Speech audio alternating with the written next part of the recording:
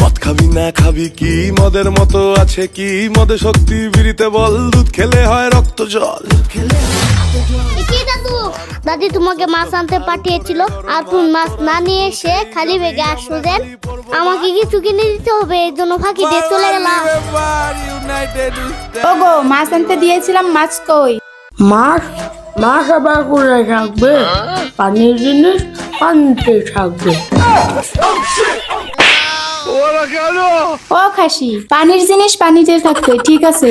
তা আমি পানির জিনিস টাকা দিয়ে কিনতে দিলাম, ও টাকা কই? টাকা কোথায়? টাকা টাকা মানে আমার পকেট টাকা।